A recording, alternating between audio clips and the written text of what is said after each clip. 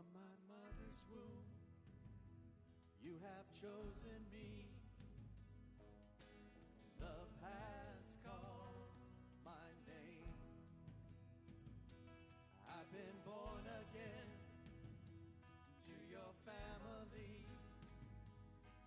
Your blood flows through my veins. I'm no longer a slave to fear.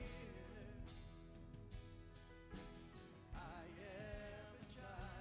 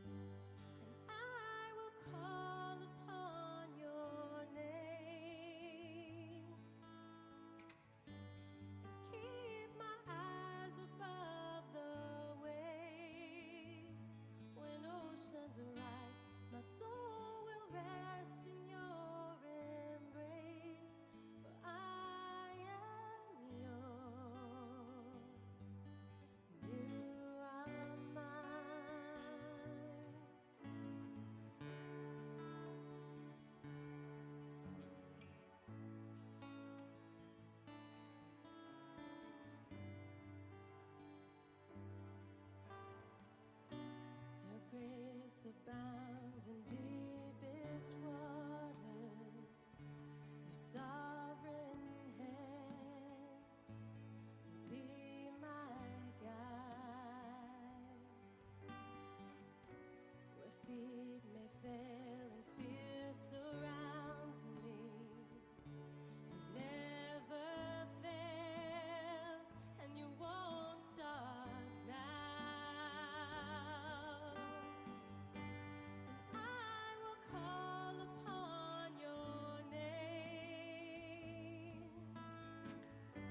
and keep my eyes above the waves. When oceans rise, my soul will rest in your embrace, for I am yours and you are mine.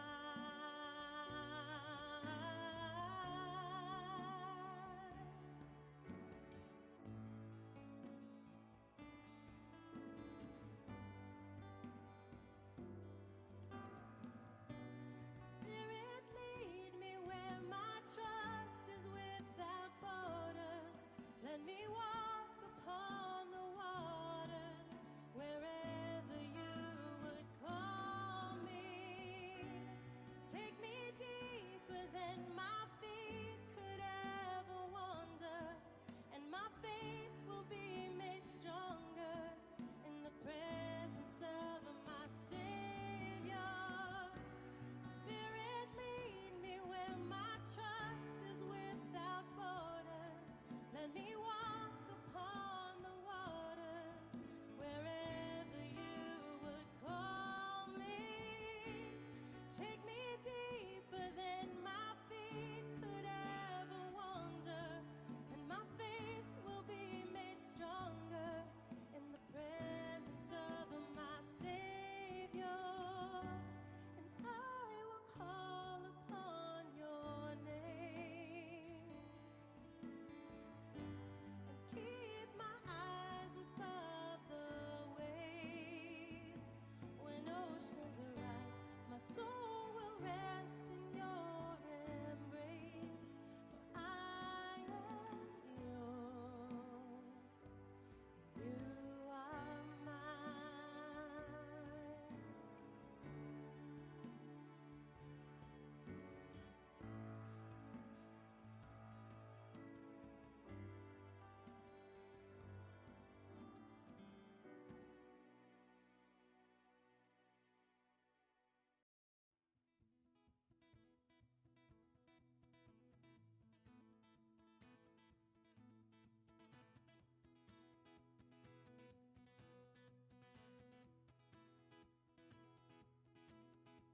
Your love is like radiant diamonds bursting inside us.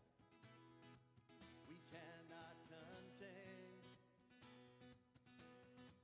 Your love will surely come find us like blazing wildfires, singing your name. God of mercy, sweet love of mine, I have surrendered to your design. May this offering stretch across the skies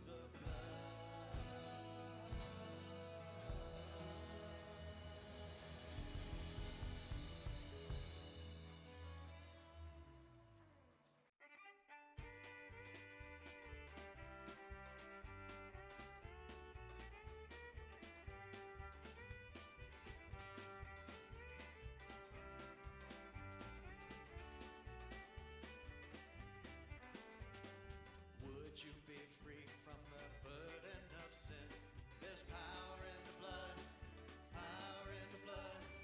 Would you o'er evil a victory win?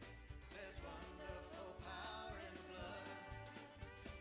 Power, wonder-working power in the blood of the Lamb. Power, wonder-working power in the precious blood of the Lamb. Would you be free from your passion and pride? There's power in the blood, power in the blood. Come for a cleansing to Calvary's tide. There's wonderful power in the blood. Power, wonder-working power in the blood of the Lamb. Power, wonder-working power in the precious blood of the Lamb. Would you do service for Jesus, your King? There's power in the blood, power in the blood. Would you live daily his praises to sing? There's wonderful power in the blood. Power, wonder-working power in the blood of the Lamb. Power, wonder-working power in the precious blood of the Lamb.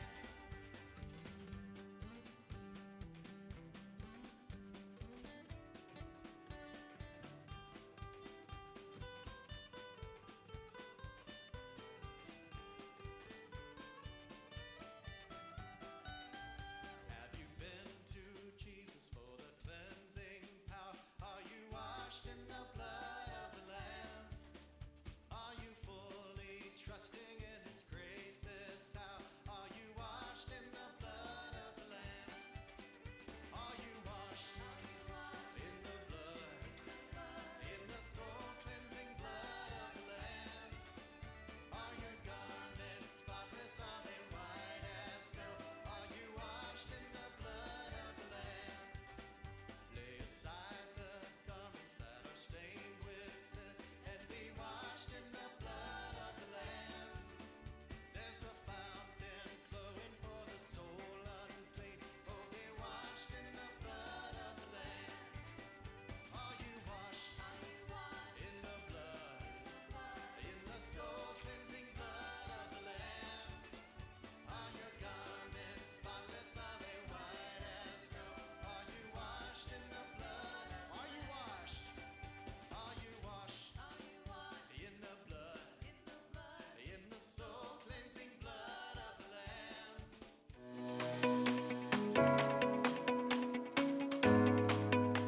Hey, Green Tree Church, Pastor Tom here on a beautiful Wednesday afternoon in downtown Kirkwood, Missouri. You can see the train station behind me, perhaps. It's good to be with you whenever you happen to be stopping by our website and watching this.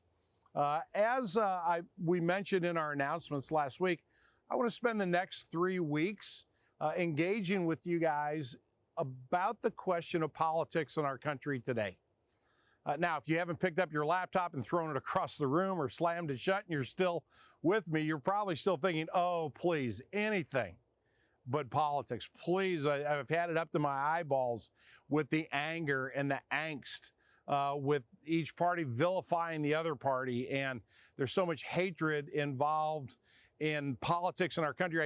I just wish we were past the election and didn't even have to think about it. And I share some of those sentiments with you. And it would be easy to argue that politics has never been like this in the history of our country.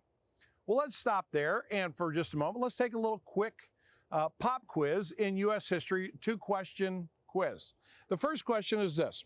What do Senator Preston Brooks from South Carolina and Senator Charles Sumner from Massachusetts, what experience did they share together in the Senate chamber in 1856? That's question number one.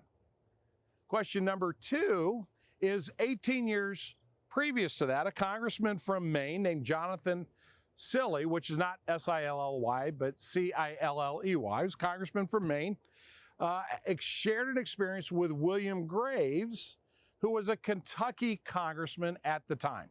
So, what did those two men, what experience did they share? I'll give you about 5 seconds to try to answer that. If you get these answers correct, you get an A+ in American history. In 1856, Preston Brooks, senator from South Carolina, was in a disagreement with Charles Sumner from Massachusetts. Brooks walked across the Senate floor in the chamber, the U.S. Senate, and he beat Sumner unconscious with his cane. 18 years before that, John Cilley and William Graves, these two congressmen, had a significant disagreement that ended up in a duel where Graves shot Cilley to death. I'm not suggesting that that's the right way to behave in politics. It's awful. But I do want to say humanity is humanity.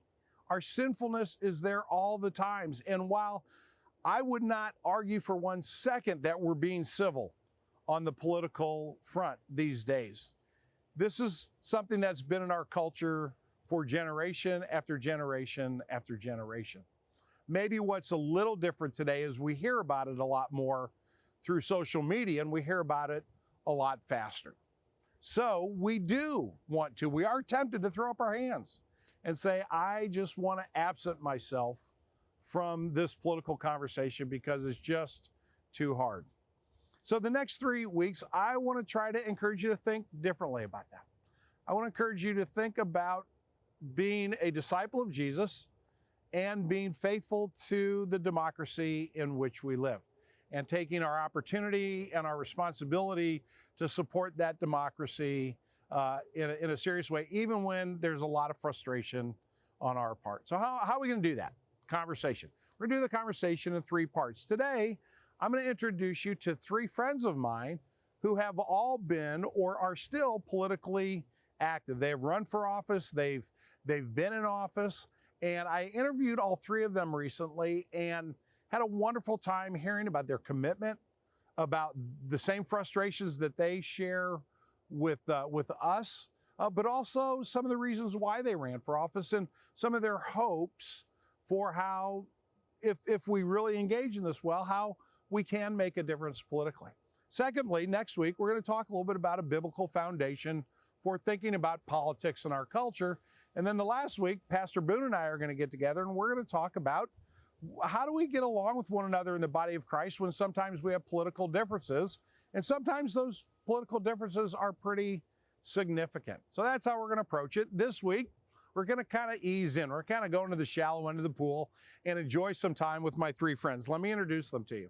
The first friend is a gentleman named Paul Ward. Paul Ward's a Kirkwoodian, grew up here in Kirkwood, and has served for over 30 years in the local political world of Kirkwood. Paul served 3 terms in the Kirkwood City Council. Paul also ran unsuccessfully for a county council seat a couple of years ago. But Paul is a tireless worker, advocate for the things in which he believes. And so Paul has been working publicly, but he also does a lot of work behind the scenes. So you're going to get to meet Paul. The second friend you're going to get to meet is a guy I went to Kirkwood High School with. We graduated together in 1977, and his name's Mike Gibbons. Mike has been involved in Kirkwood politics, but also state politics. Mike still holds the record. He reminded me of this the other day, of being the youngest city council member ever. Mike was elected to the city council when he was 27 years old.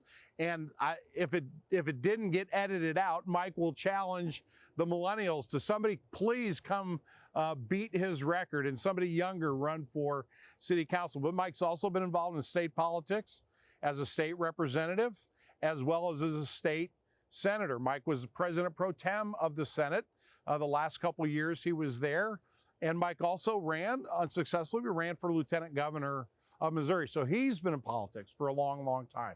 The third friend I'm going to introduce you to is Mike's wife, Liz.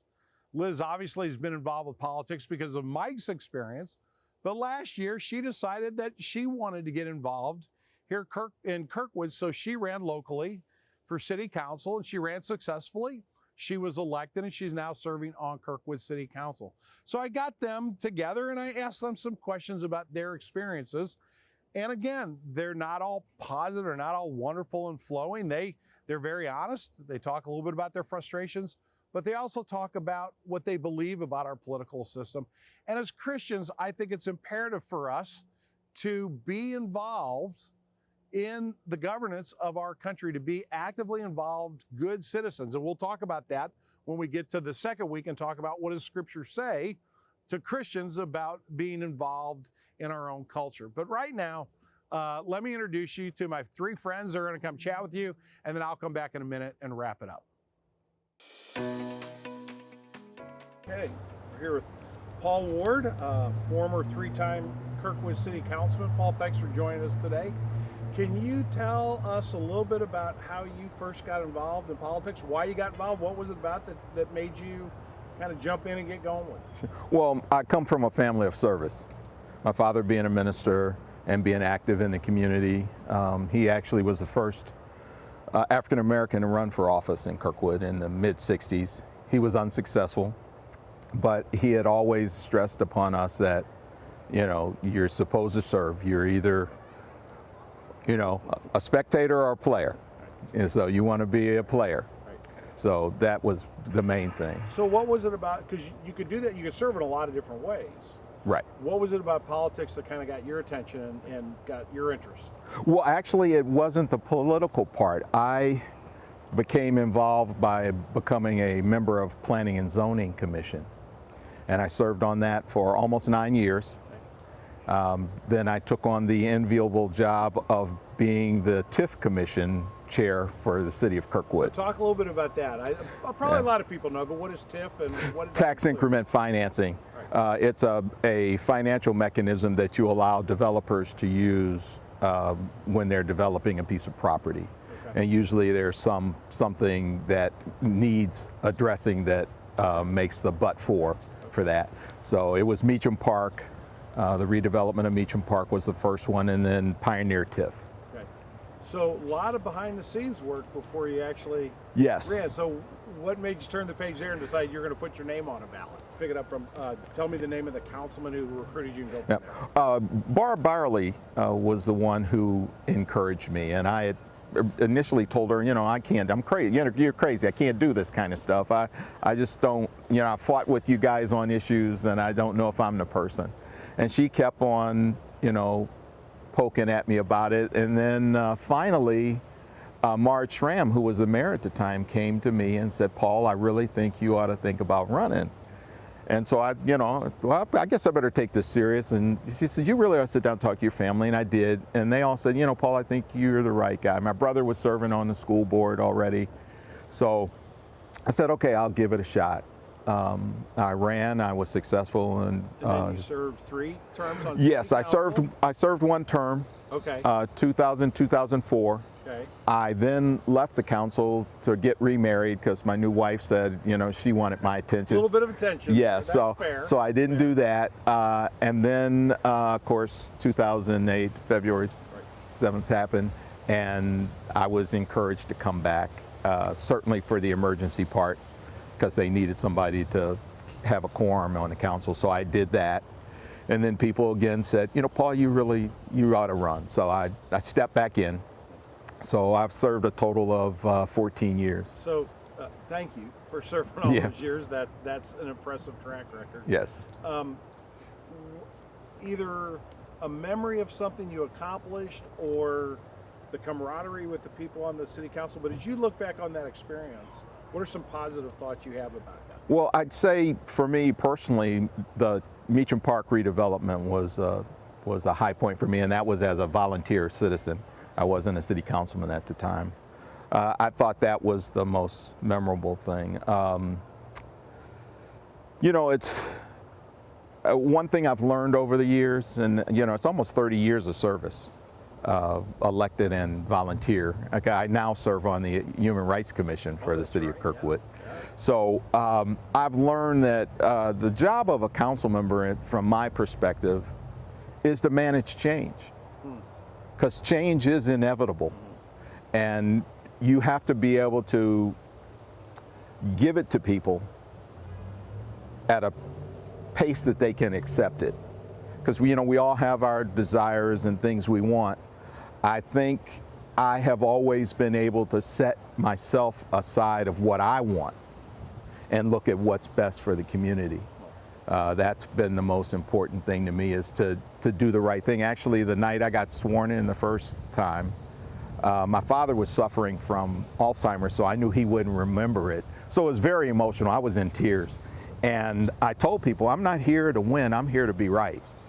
And I believe that today, that my job is to listen, remember that this is representative government, and I'm the guy that took the oath, so I got to take it all in, the good and the bad, and make a decision that I think is right for everyone. That's a great way to look at it. So people are a little frustrated these days. COVID hadn't helped any, but there's so much toxicity at the national level and so much partisanship. Encourage, I mean, you know Green Tree, you know us. I still think it's very important for us to be involved politically and to vote and to encourage us a little bit, not to kind of give up, hope, and to be serious about our responsibility as citizens. Well, having a father that was a minister, a grandfather that was a minister, so I'm steeped in my faith as well. We should never forget what we're supposed to be as Christians. I tell everybody my personal story. My father gave us each children, and there were 6 of us kids, and he gave each of us a verse at dinner. You're supposed to say, well, mine was, behold, he stands at the door and knock.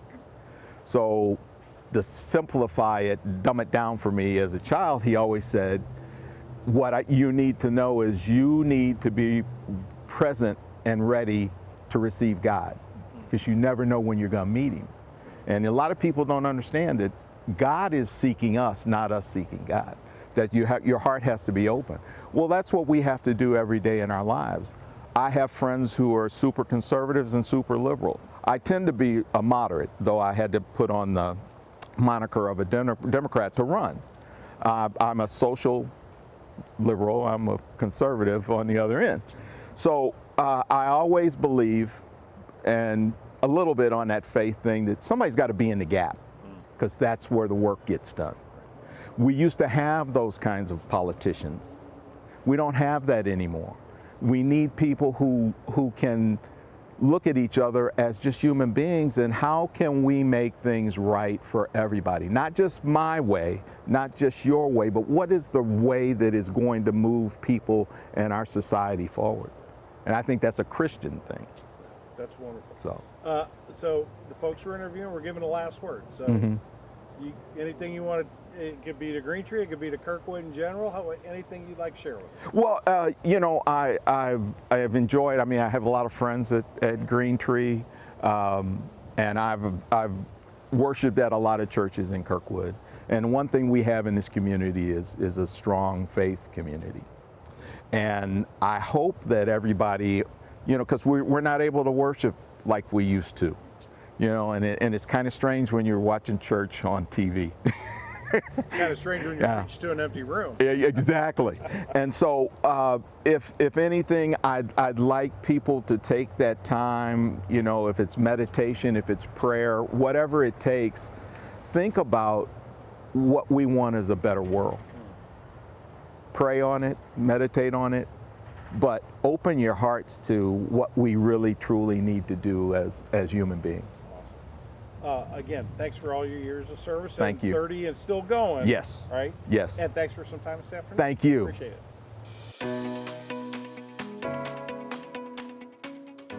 Ready? Okay. All right. First of all, thanks for being with us today. Mike and Liz Gibbons.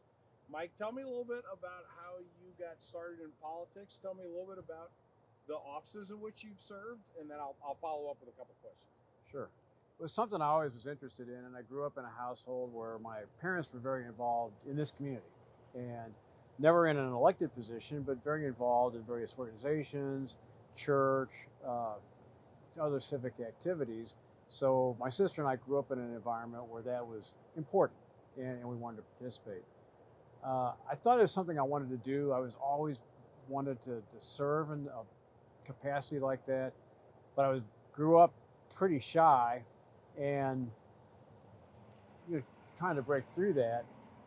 Go to law school. I just graduated, started practicing with my dad here in Kirkwood, and a guy named Joe Cole, who was a older African American guy, lived in Meacham Park, and worked with a group of kids in a club.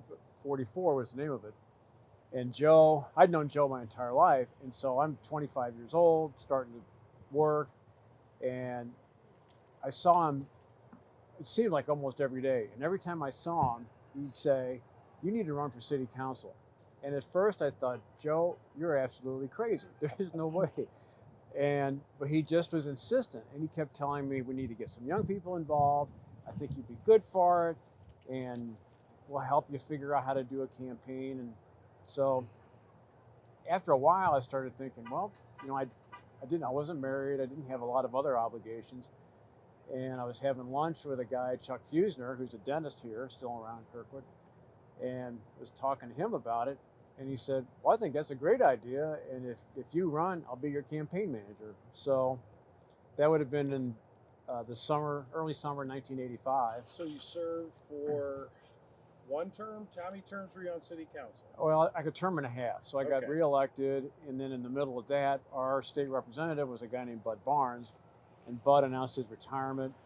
And so I ran for the state representative seat. And was Got that just a natural, like, yeah, I'm going to take this next step. I'm sold on this. I love it. Or Yeah, I enjoyed the public involvement, and then was somewhat familiar with the goings on in Jefferson City, and felt that's really a place I could make a difference. Okay, so I'm going to come back to that in a minute. Liz, you've just recently, now you've been involved in politics because you've been married to him for a long time, but you just recently ran or were elected to city council.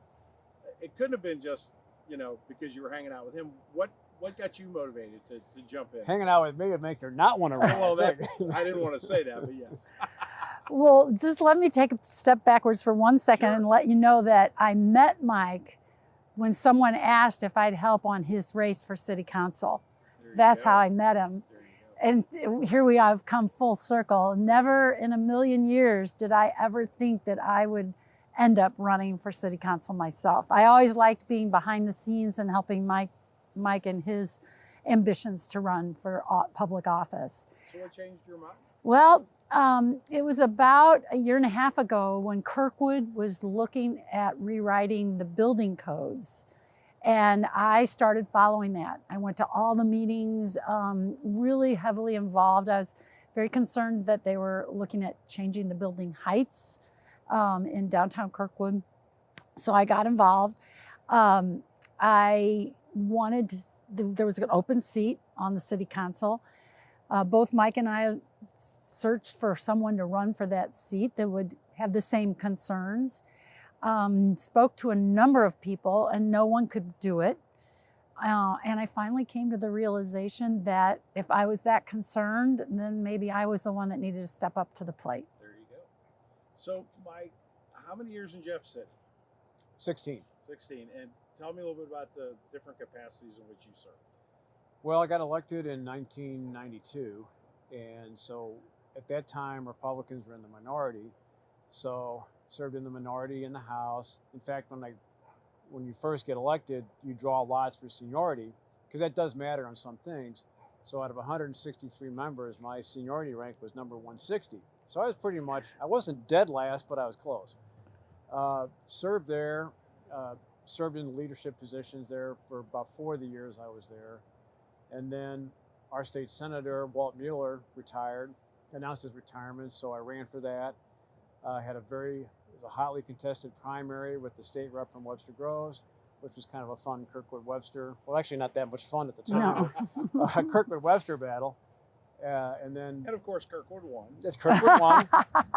And we, and then got in, and then at the end of January that year, through special elections, Republicans took the first majority in 53 years.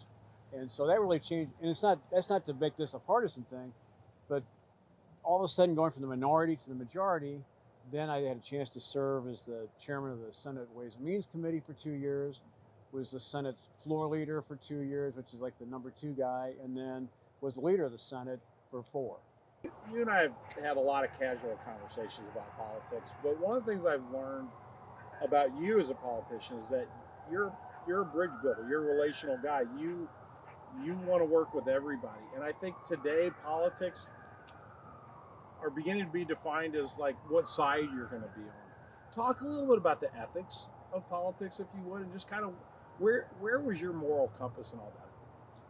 Well, I think your moral compass, if it gets out of whack, you're going to run into the problems, and we read about people who have that happen to them all the time. Personal failings, public failings, ethical lapses, but it's really, politics doesn't have to be that way.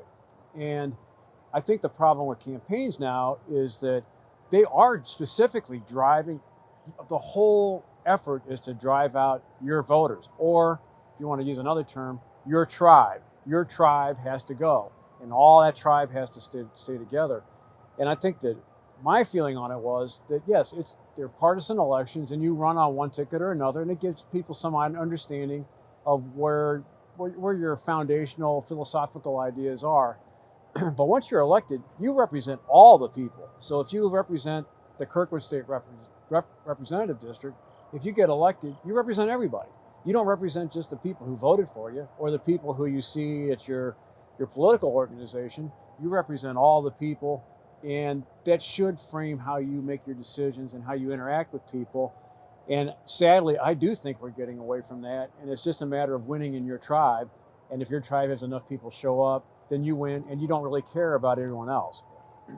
So, Liz, city politics, as far as I can tell in Kirkwood, it's not so much whether you were a Republican or a Democrat. It's a little bit more name recognition and what do you want to achieve and that sort of thing. What's it been like being on city council this last year, and what have you enjoyed about it? Well, it's been interesting because I got elected just this past June in the middle of the pandemic. Yeah. The election was supposed to have been in April, but was delayed till June 2nd. And then I got sworn in at the end of June. So, so far, it's all been with the pandemic. We do Zoom meetings. It's been a little bit of a slow start because of that.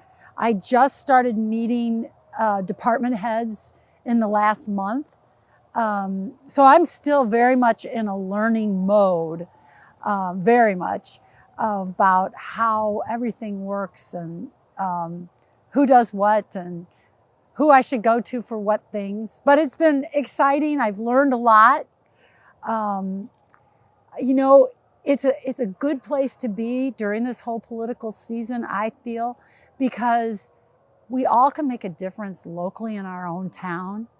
We really can touch the differences that we make. It's kind of hard on a national level or even a state level to think about what can I do to make a difference, but all of the citizens of Kirkwood can make a difference here. Absolutely. Mike, have a little fun. What's your favorite memory or something you accomplished that you're very proud of, but in all those years of serving, a memory that stands out that is special to you? Well, I mean, there's several, and it kind of caught me a little bit cold, but there's a couple of things that come to mind. I'd have to say, just memory-wise, which didn't have, just for me, was presiding over the swearing in of Governor Matt Blunt, because as President Pro Tem of the Senate, I run the ceremony, so I'm on the on the steps of the Capitol and preside. And the funny part about it was they have a big gavel there to begin it. You take the gavel and you bang the podium. Well, when I bang, I mean, I'm only going to get to do this once in my life, and there's a bunch of people all on the ground. And I picked it up and I banged it, and Governor Blunt's assistant, who was in the front, one of the front rows, attending to something, I thought I gave her a heart attack. But that was personally, that was very fun. Policy-wise, I mean, I worked a lot in the House and in the Senate, and ultimately were able to get some protections passed for taxpayers to protect them from increased property taxes caused by reassessment. And it was a complicated situation, but we really actually made a difference there. And just this past year when we got our estimated tax thing, I went through it, compared it to what we passed, and by God, it works. There I you mean, go. it's doing what it's supposed Let to me do. just say for all of Kirkwood, thank you very much. We appreciate that. But that's making a difference for people, and that's what I don't think we hear enough about that. You know, Well, really, the things in day to day so politics is like sports. And there's a lot of days, maybe you get a single, you strike out a couple times, whatever. But every once in a while, you get to hit the game-winning home run. And generally, those were things where people were having trouble dealing with the state in some fashion, that because of your position as a member of the legislature, you didn't have to go to the automated phone and start at the bottom and work your way up. You could call the department director or somebody in charge. And most of these extremely frustrating problems, or sometimes life-affecting, child-affecting issues where the state has some role or is causing the problem, you could get in there and really make a difference for somebody in a very meaningful way that never is going to be reflected in a bill or in an article or anything else, but you could really make a difference. And just by being there and going to bat for somebody you represent. Liz, I'm going to give you the last word. The series that we're doing here is just a little short 3-week series talking about the importance of our citizenship, the importance of engaging with one another in conversation and working together, taking our responsibility to vote and being good citizens seriously. So encourage us. Tell us why it's important for us to be, when I say involved politically, I don't mean that I'm running for office, but just to be involved in this democracy that we live in. It is so important to vote. And I want to tell you about something that a friend of mine did with her children, which I think is so wonderful. And her parents did this with her. They celebrated when she got to register to vote. The whole family went with her, and made a big deal while she was signing. And then afterwards, they went to dinner and they celebrated, and they had American flags with them as they did this, little American flags.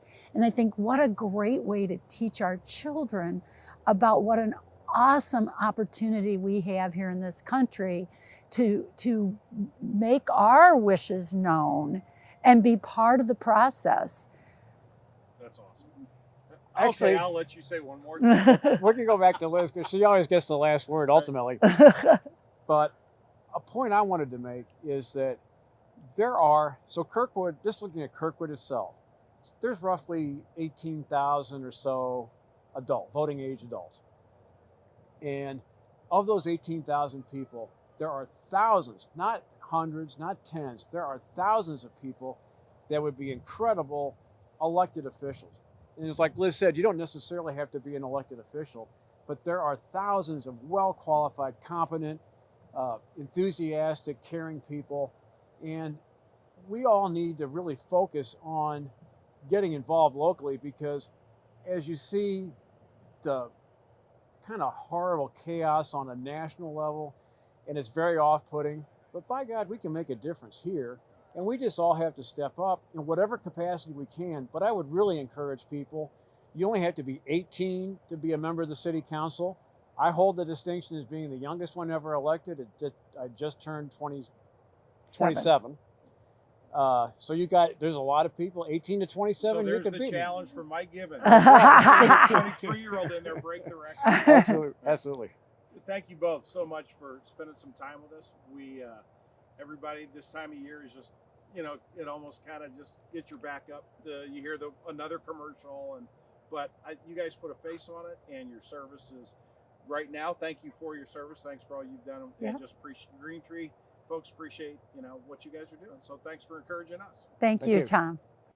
Hey, Green Tree family, I hope you enjoyed meeting my three friends as much as I enjoyed introducing them to you. And a lot of you probably already knew them. And by the way, that Mike's challenge didn't get edited out. So we've got great millennials at Green Tree Community Church. So maybe one of you who live in Kirkwood might think about getting involved and trying to break Mike's record and being even younger and being elected to City Hall. So I hope what you heard in their voices was an honest reflection on the political process, which is not perfect, and our involvement in it won't make it perfect. But I hope you heard in their voices and in their message that we should take our citizenship responsibilities and opportunities seriously. So thanks for hanging out with us in this first edition of our three-part series. Again, next week, we will look at Scripture, specifically at what it says about our political involvement. Next week's, more than likely, we're going to do that live, and we're going to have a Q&A, so you can hop on Facebook or our website. Javi will get all that set up for us. We'll do a little Q&A there and just have a good, honest discussion about that. And then the next week, Boone and I will be back together talking about how do we love one another well, even when sometimes we have disagreements on the political landscape in our country. So thanks for being with us. I hope the rest of your day or evening or morning, whenever you're listening to this, I hope the rest of your day goes great. The Lord bless you. Take care.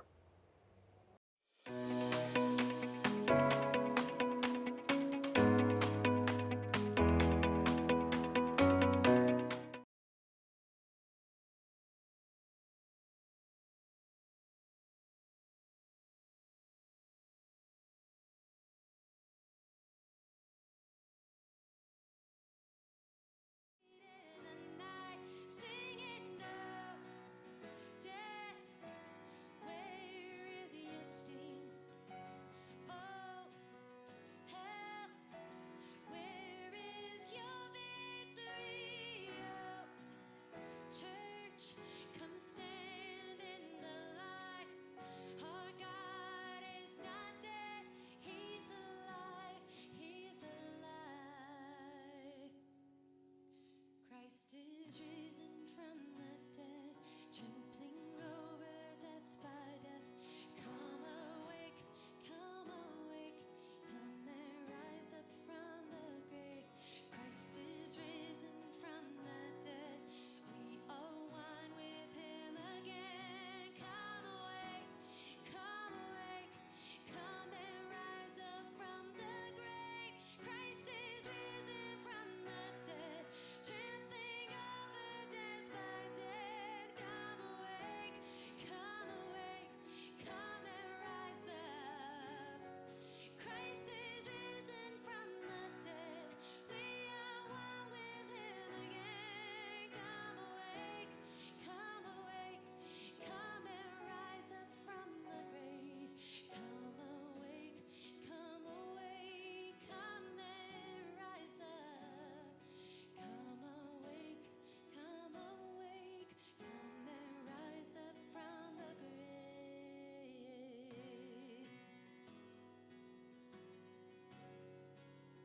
Rise up from the grave.